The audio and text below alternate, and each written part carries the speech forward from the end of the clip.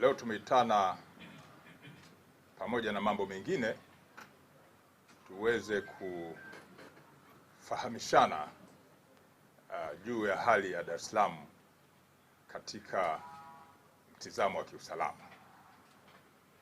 Kama mnavyofahamu, jiografia ya Dar es Salaam ina shughuli mbalimbali za kiuchumi, kisiasa, lakini pia za kijamii. Kwa hiyo ni jiji ambalo lina mambo mengi ambayo yapo katika kona hizo tatu, na kwa ujumla wake hali ya usalama katika jiji la Dar es Salaam ni shwari, na jukumu la Jeshi la Polisi Kanda Maalum ya Dar es Salaam ni kuendelea kutimiza majukumu yake kwa kuzuia vitendo vya kihalifu, lakini pia kudhibiti vitendo ambavyo vinajitokeza kwa kutumia mifumo ya kisheria, huku tukishirikiana na wananchi na wadau wengine wa masuala ya kiusalama. Narudia, Jeshi la Polisi Kanda Maalum ya Dar es Salaam wakati wa utekelezaji wa majukumu yake ya kisheria inashirikiana na wadau mbalimbali, wakiwemo wananchi ambao wapo katika jiji letu, lakini pia watu wengine ambao ni wadau wa masuala ya kiusalama.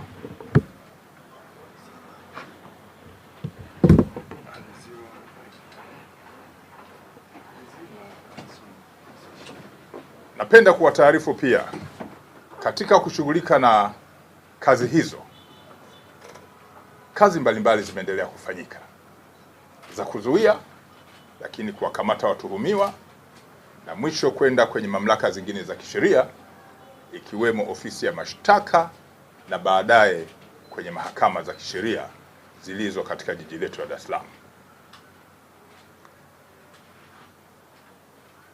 Mambo mbalimbali yamefanyika kwenye ofisi hizo kwa sababu sisi tunafuatilia pia, na napenda kuwaarifu kuwa jeshi hili Kanda Maalum ya Dar es Salaam tarehe 20 mwezi wa 4 mwaka huu wa 2026 eneo la Ubungo, jeshi limewakamata watuhumiwa 37 ambao wanatuhumiwa kufanya makosa mbalimbali yakiwemo makosa ya kimtandao, ikiwa ni pamoja na kutoa vitisho mbalimbali na lugha za matusi mazito kwa watu mbalimbali. Kundi hilo ambalo limekamatwa la watuhumiwa, baadhi yao wamebainika ni wafanyakazi wa kampuni ambayo imefahamika kama Innovix Coal Co Limited na Otaigo Financial Services Company Limited. Hizi kampuni zinaonyesha zinajihusisha na ukopeshaji wa pesa kwa watu mbalimbali na tofauti.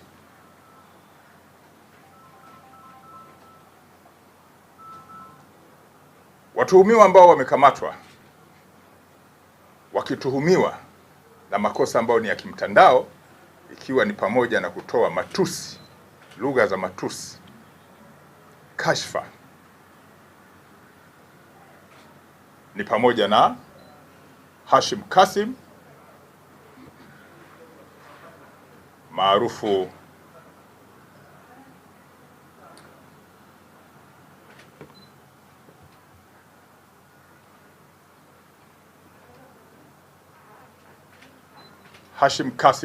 kama Duma na wenzake 36 ambao watafikishwa mahakamani. Mtaa mzima unajua maisha ni mwendo wa chapchap.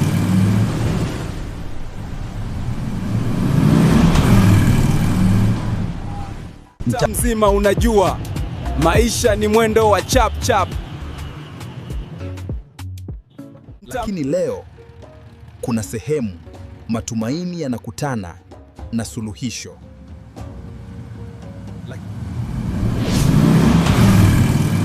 Kwa nini unahangaika? Njoo wezesha Mzawa Microfinance. Punguza stress, ongeza maendeleo.